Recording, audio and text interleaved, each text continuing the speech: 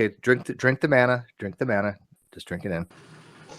Well, you see, the word responsible. It's in the word. Response. Able. You have to be able to respond. Part of what moral responsibility is. But it's the nature of the procession. If you proceed from the source that is a father, then you must be a son and an only son. It's the nature of a procession. Have you ever heard the word procession? Have you paid heed to the prefix pro in the word procession? This is gonna be stuff like that. But this is to go even further beyond. This isn't even my final song.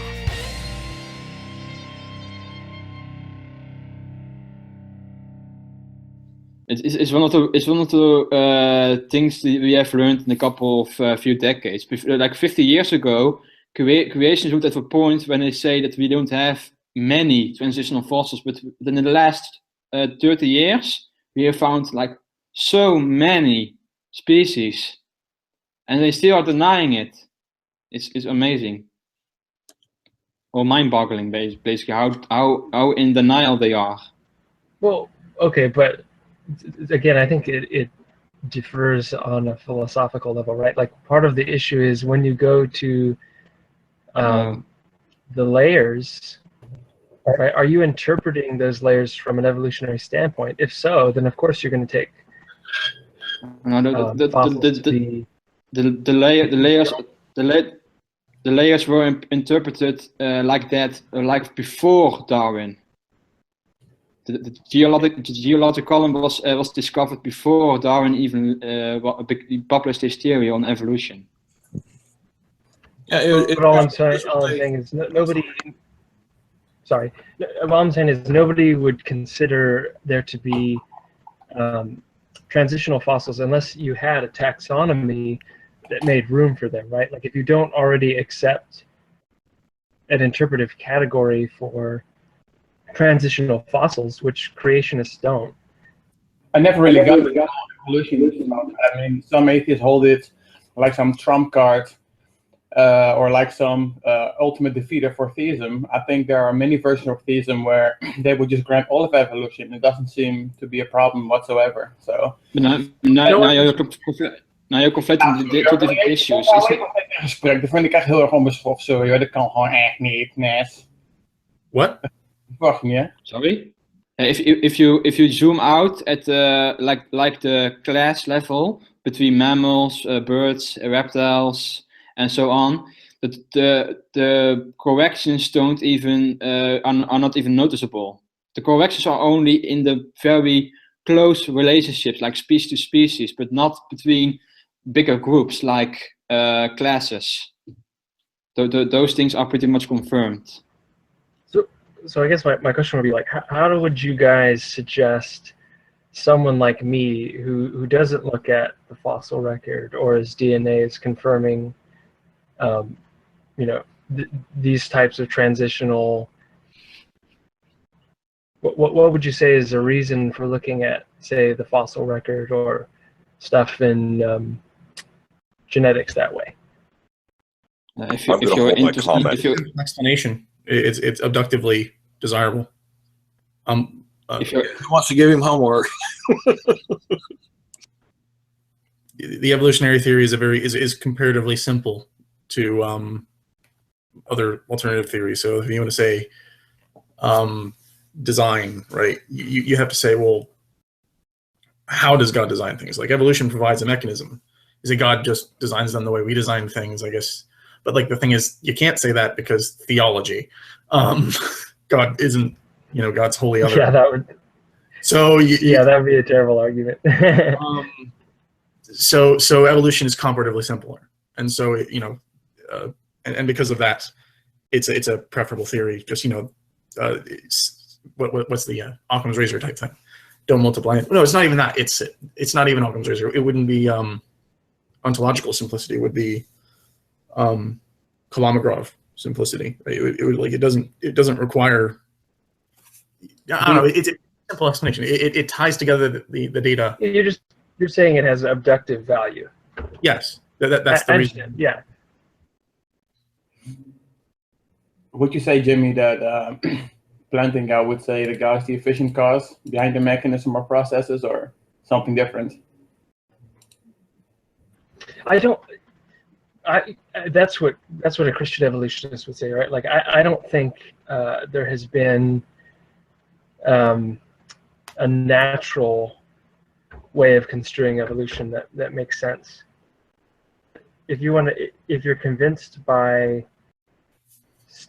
the stuff and discoveries that have been made in biology that basically what evolution says is true, then yeah, I guess a Christian would have to say God is behind it, right? Well, because I mean, if you're a Christian, you believe God is providentially behind everything.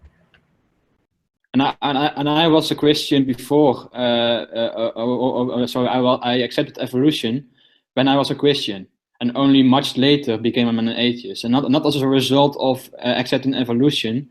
It was something completely different. Oh, okay. So evolution isn't. Catholic? So I was Catholic. Yeah, makes sense. But evolution is not anti-God. That's the main point. Yeah, not at all. Yeah. But I guess like that's where there's a lot of straw mans coming out of creationists, right? Because creationists are responding to ideologies that have espoused evolutionary theories of biology rather than evolution. What are the ideologies? Like cultural Marxism or something like that? They use Lamarckian evolution, not Darwinian evolution. Well, okay, so Darwinism is like a good example, right? Like Darwinism would be an ideology that takes life to be, or takes at least biodiversity, the diversity. It isn't an ideology. You could. Some people. Marxism is an ideology. Marxism is an. Sorry. Go ahead. So go ahead. I was just going to say that there's crazy people on both sides. There are some people who will take. There are scientism. There's a scientism, which is always a possibility, but people do take evolution as an ideology sometimes. Yeah. That's always. Yeah. You guys are people like Richard Dawkins. Oh my goodness.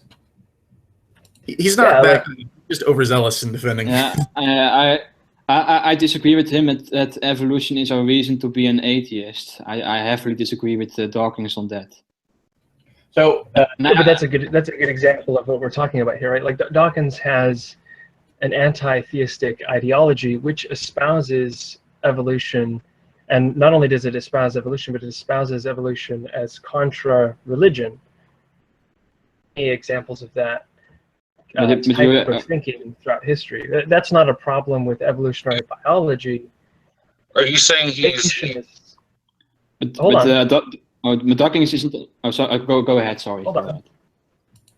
Okay, that's not to say that there's any problem with evolutionary biology. My point was, a lot of creationists are responding to ideologies, ending as if their responses to ideologies are responses to evolutionary biology, and that's just really bad argumentation on their part. It's a straw man. Mm-hmm.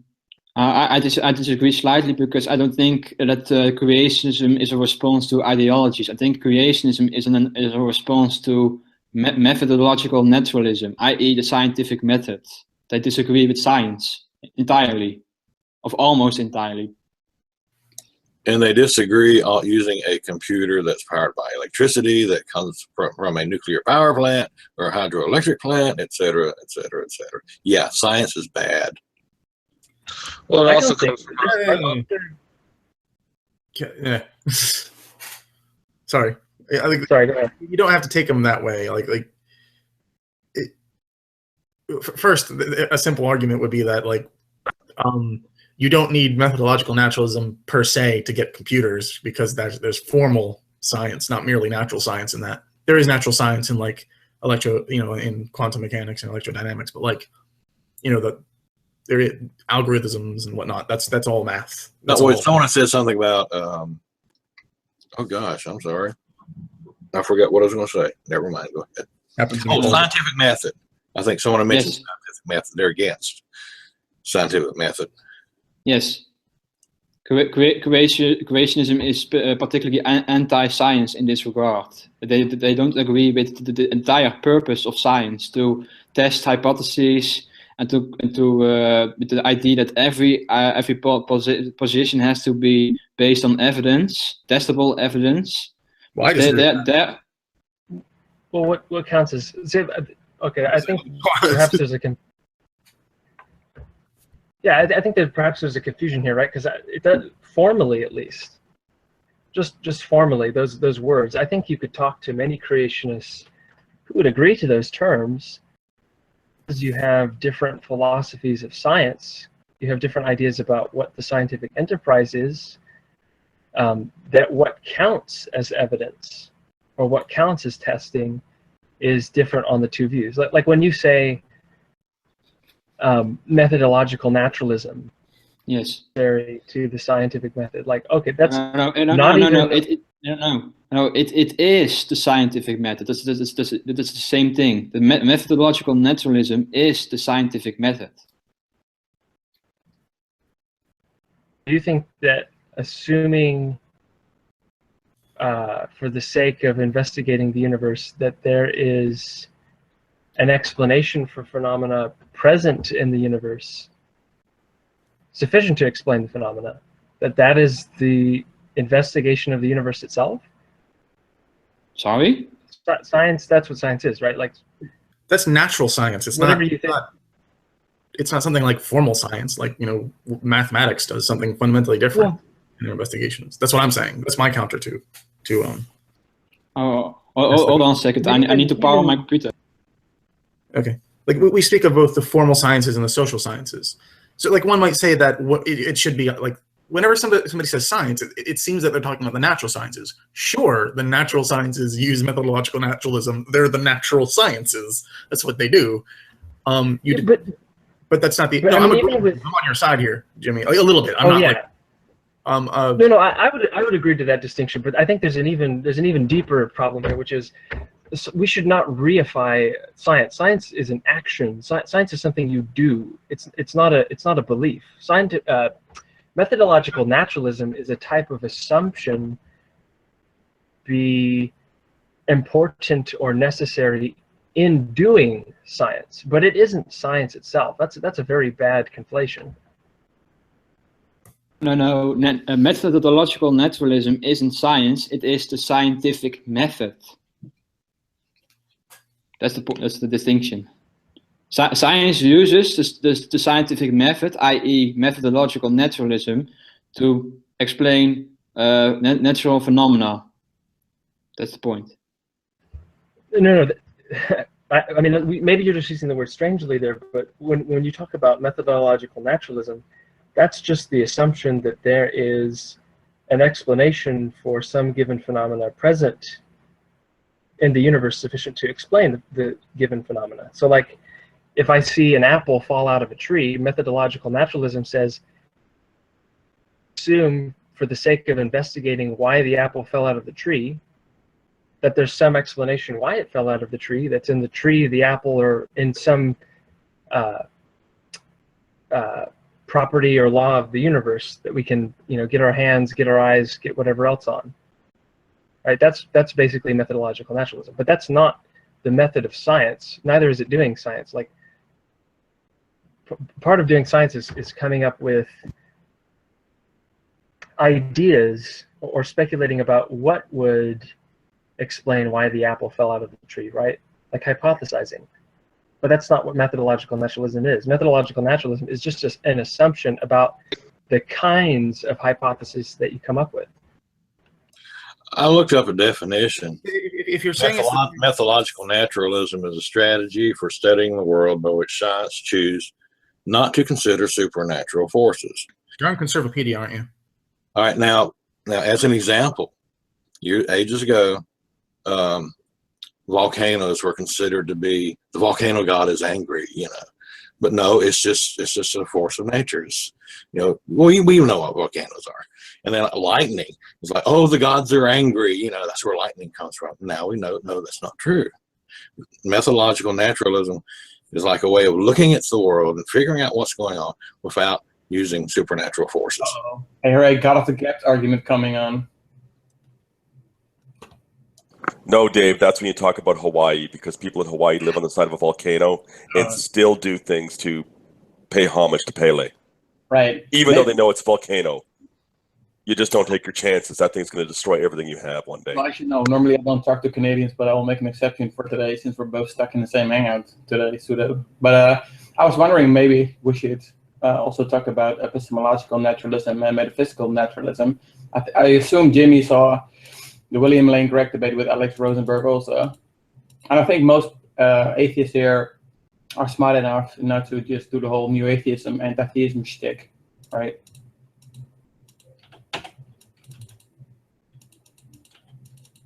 Oh, I haven't seen that. New atheism? What?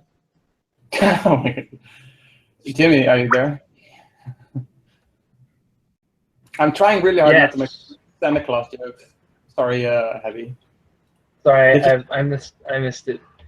Oh, I was talking about the debate with Alex Rosenberg and William right? Craig, and the distinction made between also epistemological naturalism and metaphysical naturalism. Because I heard you guys talk about methodological naturalism, and a Christian also would just adhere to that when he goes into the lab, right? And you have a lot of Christian scientists, so that's not a problem. So.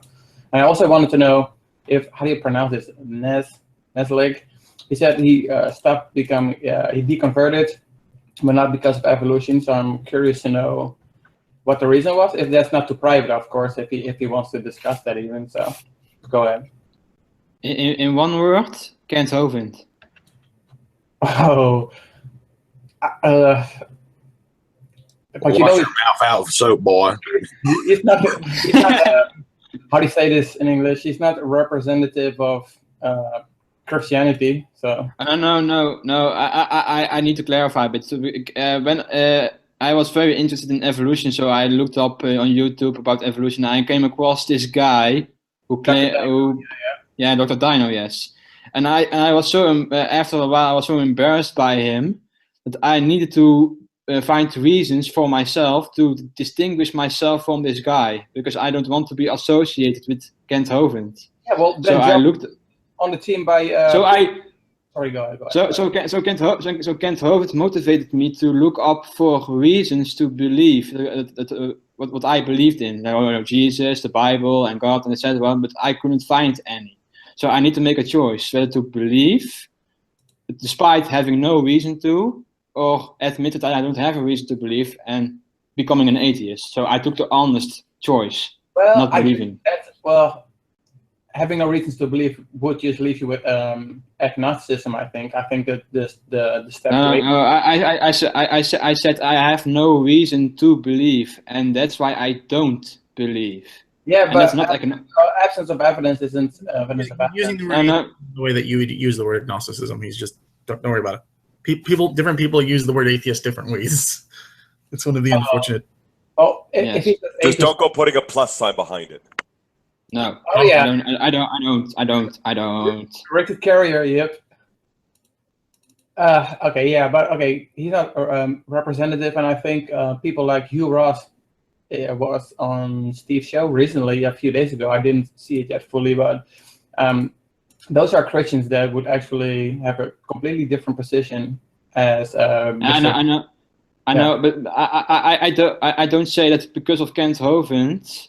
I am an atheist, because I need to clarify that because of Kent Hovind, I start to look for reasons.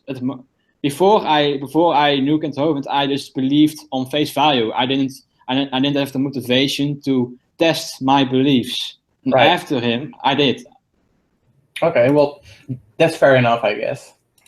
Yes. But I guess you have a very modern, liberal view of atheism then. And I'm not trying to draw or sucker people into this whole definition of atheism discussion, because that's getting old. Yes, I agree. Yeah, that's fine. That's fine. Okay, thanks for clarifying. But you don't have a specific argument against theism, so you cannot like run arguments against theism. Like, haha, like I have this syllogism or deductive argument or cumulative case against against theism. My main argument against theism is Hitchens' razor. What can be asserted without evidence can be dismissed without evidence. You mean you mean like Christopher Hitchens? Is that Hitchens' razor, yes, Hitchens' razor. The problem with that is that go ahead, Jimmy. of observation is we interpret things, right? The very language we use has to do with how we perceive the world. Tautology. How do you know what you're using the right categories? You can't evidence your categories. They're just the way you talk. You can't evidence, like, they're definitional, right? Like, so how do you know that you should the most optimal way of cutting up the world is one way or another? If somebody says, well, the most optimal way of cutting up the world includes God, includes some godlike entity, but that entity cannot be seen unless it lets you see him, right? It cannot be, you can't seek it out in the sense of, and be guaranteed to find it in an empirical fashion, right? That's just how God's defined. You say what can be asserted without evidence can be dismissed without evidence, but the assertion inherently includes the fact that you can't get that kind of evidence at the very least. Depends on what you mean by evidence, but like that razor doesn't work in my view. I don't see how. I mean, like, again, it depends on how you define evidence, but still. I mean, if we just mean evidence in a very. Sorry, Jimmy, go ahead. Sorry. It basically. Go ahead. Sorry, go ahead. Well, because I think Frank nicely summed it up, but I was just to add. Usually, when the person is saying that, they're talking about empirical evidence, right? And that's the issue. If you mean evidence in the broadest sense, then you just mean reasons. Like, what reasons can you provide me for a belief? And I think you can provide many reasons for this or that belief. Christian theology. But if you're asking for empirical evidence, then the question can just be asked: what evidence is there for Hitchens' razor? Hitchens' razor is an axiom. Well, then you can, what can be asserted without evidence may be dismissed without evidence. Then I can dismiss it. That's an argument method called retorsion, right? And it's, guys, stop. Apply the principle to itself. The principle itself falls apart. So yes, what you would have to rephrase the principle. What may be asserted without quote unquote empirical evidence can be dismissed without empirical evidence, except axioms. And then somebody could say, well, I use God as an axiom, right? How do you get around that? How do you alter your claim, your axiom, such that it's consistent with itself, but still lets you keep the intuition that you're trying to keep? This idea that you don't have to believe in God because he's not empirically evidenced. So am I not understanding this right? So I've never heard about Hitchens' razor before. So if I'm not mistaken, it means that anything that goes beyond empirical data or evidence is not needed or superfluous, or I'm not sure. Is that true? It's just a really unsophisticated form of. Hitchens' razors. Sorry, Jimmy. Do you want to go over? Be questioning for naturalism, basically, but. Guys. Well, yeah, but that's not how you define evidence. Guys. You could. Hold on. Yes, Hitchens' razor is part of pop atheism and pop philosophy. It's there to simplify things and to create a meme so people can quickly understand something they have no concept or ability to understand by themselves without reading it on Facebook. Yeah, but it's a good starting. I believe that pop philosophy and pop science. It's not a good starting point, Frank, because that's what causes the crap. This is not a black and white issue. It's not theist versus atheist, which is boiled down to. And I have to agree. That simple. I got to agree with Studo. The problem I find when people use implies Hitchens' razor, they are under the false assumption that every one of these discussions is an argumentation theory. That if people are, if a theist doesn't present to me evidence, I don't have anything to refute. I have no burden of justification or myself. And I think that's a problem, because any two people, and I've said it a million times, I'll say it again, any two people in a discussion on a topic that have differing beliefs, each one have their own burden of proof. And Hitchens Razors basically says, you know what? No, only the person making the positive claim. Well, that's bullshit, because both parties are making a positive claim about their beliefs. One is saying, I believe this, the other is saying, I don't believe you. And you have to give reason why for each, period. Yeah. Thank you. Over time. Don't take this as a comment on the reliability of any kind of sources, but I think, Steve, that the people who are going to be disagreeing with you about evolution are probably going to cite sources that you don't think are authoritative on the matter, right? And yeah, one sec. I'm listening, but I have to do something real quick. So I will get back to you. I'm not ignoring you, Jimmy. But I will get back to you on it. But it was going to be about 5 minutes. Okay. Sorry. So wait. So just okay. To respond to Mike. Such an I mean, awkward- I don't think I would disagree with that at all. Sorry, I'm back. I'm not sure I was saying that it. I know I wasn't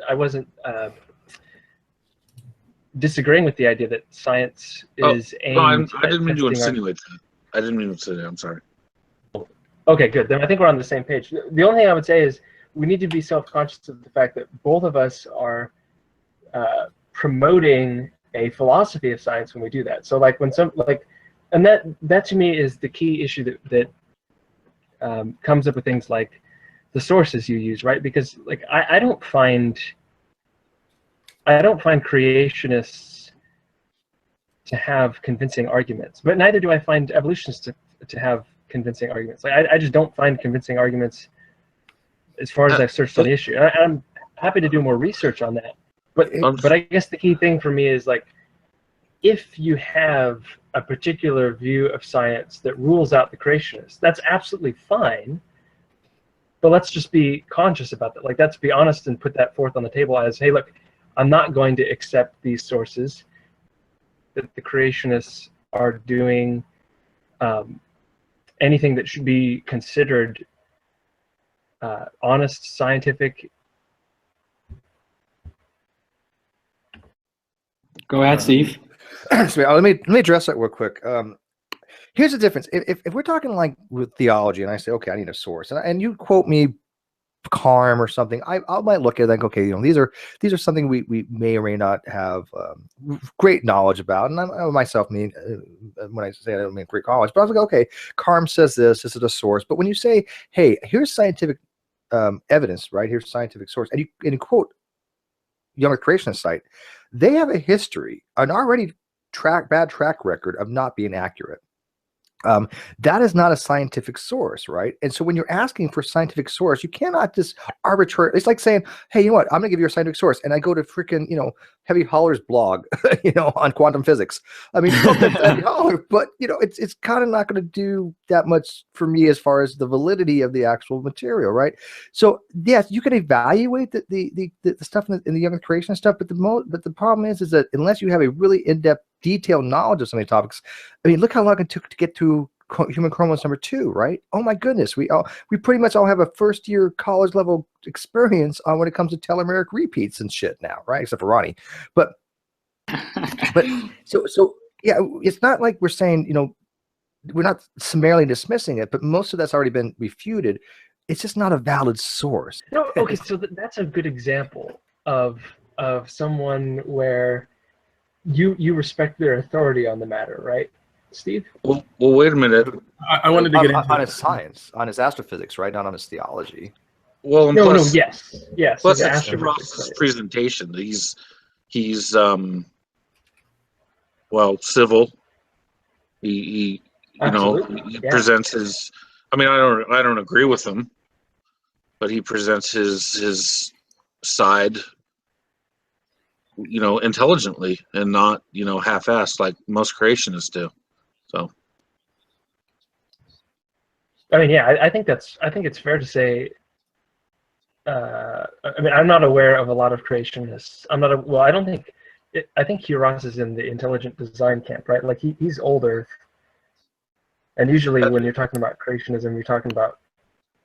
But whatever the case, like there's very little respectable content where people are just trying to have an honest conversation about what they believe and try to argue for case and where they are trying to understand their opponent and not misrepresent them. There's so much misrepresentation on the part of like the creation.com, right, is like a good example of, or is it .org? .com. Yeah, like that's a good example where you just find so many straw men on there. It's mind-blowing. There are cases. Sorry, I didn't mean to cut you where off. I think. Oh, that's fine. No, I think that I'm just saying, like, there are cases where you would take it to be respectable, and we have to remember, like, we're speaking in a first world Western country. Like, if we were, if we were living in loincloths over in Africa, like, had this concept of peer review and the academician and all these other things. Like, so all I'm saying is, like, let's put those cards down on the table, because I think that's a lot of what doesn't get discussed in these conversations, is the more foundational issues. Well, when you bring up peer review, I mean, usually, especially when I bring it up all the time that, well, okay, well, you've made an assertion. Can you bring up, my point was, it just sucks when you have to explain what peer review is over and over and over again. No, but okay, but even that, right? Like, people can have different views on the nature of peer review, right? People have had different views on the nature of peer review for centuries now. People have different ideas on everything. So yes. Well, exactly. I think you can go into that it's not perfect, but I think that it's it's still a reliable tool to help us discern what's horse shit, which creationism is, and, well, in my opinion, and evolution, which is not my opinion, a fact. I mean, it's that's what peer review does. Oh, and that's fine. Go ahead. But, like, sorry, go ahead, Steve. No, finish. Oh, I see. I have no problem with that. I'm just saying, okay, keep in mind that what you believe about peer review may actually be more. It may be the issue that where departure between you and the creationist, rather than the details of. Because, I mean, suppose that the creationist just isn't very well versed in the sort of biological discoveries that you're versed in. Okay. Yeah, I suppose. Well, wait. Let's just suppose that he's not, right? But he does have a very strong commitment to to the authority of the layperson, or the idea that on these affairs is much more open and isn't there isn't so much of a higher authority in the realm of the academician. Okay, so he has a different philosophy about how to deal with that sort of evidence. But if you like a philosophy of common sense. Yeah, he has a huge common sense philosophy, right? Yes, exactly. So now, if you jump into the details of biology, you're just kind of wasting your time, because you haven't dealt with the more fundamental point of departure, which is he doesn't treat evidence the way that you do. So you have to discuss for authorities on a topic first, right? There's more fundamental issues that have to be gotten at. And if you get those out of the way, then you'll probably convince him to come to your side, right? Or you have a better chance. But that's assuming that that he or she isn't just going to reject what you say out of hand, which most creationists. I mean, that's always a risk in all conversation. I'm talking with you. You could completely dismiss everything I say. It's always that's a universal issue with conversation. It's not unique. Well, but what I'm saying is, but one point that needs to be made is that usually, at least for me, I'm not trying to convince a creationist of anything. My aim is to educate the people that are on the fence about it. Well, is it creationism or evolution? My goal is to clear up misinformation, bullshit, and what is science and what isn't science. So You know, that's my aim. I'm not trying to convince any creationists because I think they're already too far gone. So The problem with that is that there is a whole field of study dedicating to asking the question what science is, and it's called the philosophy of science, and lots of very intelligent people disagree. It's not something that you can just, oh, I'm going to be the champion of science. There's no such thing, because people don't even know what that is. did I come off that way? No. I was being a bit hyperbolic. My Okay, because I apologies. didn't mean, if I did, I didn't mean to. No. I was exaggerating. You say that you want to defend something, right? You're defending. Yeah. Okay. Yeah. I guess I am kind of defending. I exaggerated significantly, but the idea is that, okay, it's all well and good to defend your view of science. The thing is, that's a philosophical position you're defending. You're not It might be a position shared by a lot of scientists, but I doubt it's. And I doubt it's. And I doubt it's. You know, there's disagreements to be had. There are philosophical conversations to be had on this stuff. So how is a scientific fact a philosophical position? If I'm understanding what you're saying correctly, you said you wanted to defend peer review. Well, Yeah. not just peer review, but I'm talking about.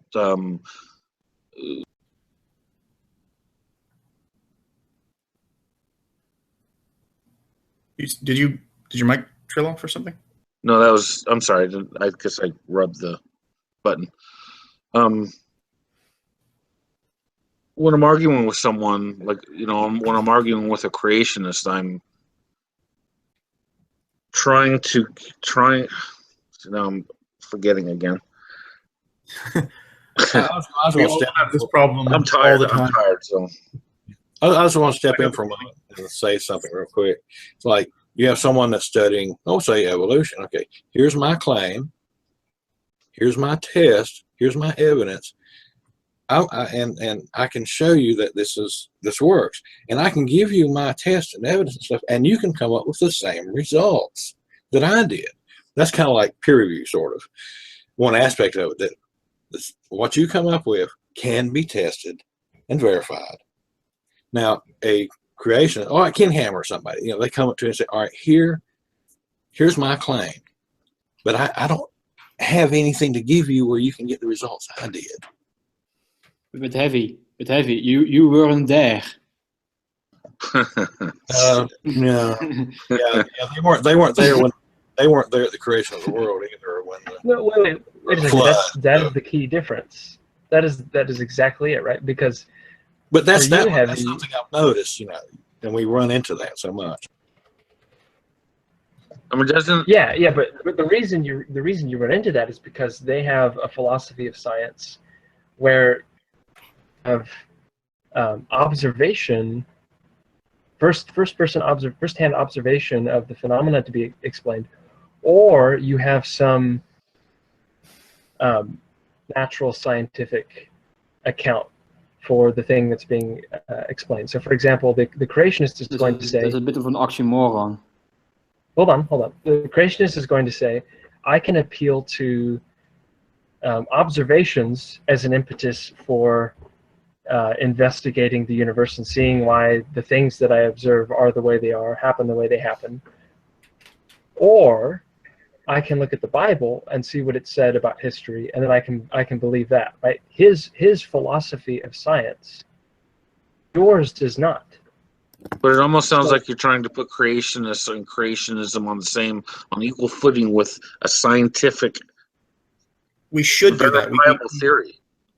You should put them on equal footing. How? Why should you? Because ideas are all open to equal discrimination. No, I disagree with you more. But evolution isn't an idea. It's a verifiable fact. Ideas are not on the equal thing. And Jimmy, let me ask you this: do you agree that because we use methodological naturalism, and I'll for the sake of argument, don't call it an assumption, but we save a lot of time by going, okay, I want to come up with a naturalistic explanation. Therefore, I don't have to posit things like leprechauns did it, or pixies did it, or all these possible supernatural causations, ghosts did it. You just eliminate them all right off the bat, right? Until such time we actually discover any type of supernatural causation. Don't you think it's just behooving of science to say, you know what, we were just going to eliminate any supernatural causation until we find something that we can attribute to a supernatural causation. Because why waste time with it if we've never found anything? I mean, there's only so much resources to go around. Do we need a test for leprechauns? Do we need a test for fairies? But Steve, see, here's the difference between, like, for example, I have a very Sorry. Yeah, just to respond to that real quick. Like, I'm not even, idiosyncratic position here, so I'm not trying to defend creationism or anything. I'm not a creationist, but no, I know. Okay, cool. So, but when we're talking about methodological naturalism, the problem is that the kind of distinctions you're making between supernatural and natural, I would not make. Right, because you think everything is natural, right? You think even a supernatural, what we would call supernatural, you call natural, right? If God did something to you, that would fall under natural means, right? That's how you look at it. The other way around, right? Like, I would say anything in the natural world is the providence of God, right? Okay, fine, fair enough. You could shoot it on his head and say, you know what, everything's supernatural. Then at that point, these terms become meaningless. There's no distinction. No, I can see his point. Yeah. If God created everything is supernatural because God is, but it's arbitrary distinction. It's a distinction without any real definitional difference, right? At that point. But if you make the claim that everything God does is natural, but it's outside of the natural laws, how is that not supernatural? Well, how God? Okay, well, because God Himself is the one who determines the laws. So there's the ordinary. What's the distinction in theology? Ordinary and superordinary, or something like that. Do you know what I'm talking about, Jimmy? The ordinary. Yeah, okay. I don't know. I'm not good at theology. When you talk about natural laws, right? Like for me as a Calvinist, I think of natural laws not as like governing principles or properties or something like stored as content in the nature of things out there. Like, I just think of it as regularities. It's just the way that God usually or tends to make the world run. I just think it takes away from the actual meaning of the word by saying, okay, everything is natural or everything's supernatural, however you want to look at it. To me, it makes no difference at that point. If everything falls in one category or another, why do we have two different words? Steve, I think you're right. But hold on real quick. I think the distinction is that the supernatural refers to things, either one of two things. It refers to things that are strange to human experience. So you're just saying like an extraordinary cause rather than an ordinary cause, or an extraordinary cause rather than something that's regularly causing the thing that's in question. Or you mean by supernatural the causal agency of something that is not contained in this universe, right? Something from beyond the universe. Well, you see, the word responsible, it's in the word, response. Able. You have to be able to respond. Part of what moral responsibility is. But it's the nature of the procession. If you proceed from the source that is a father, then you must be a son and an only son. It's the nature of a procession. Have you ever heard the word procession? Have you paid heed to the prefix pro in the word procession? This is gonna be stuff like that. But just to go even further beyond. This isn't even my final song. Okay, drink the mana. Just drink it in.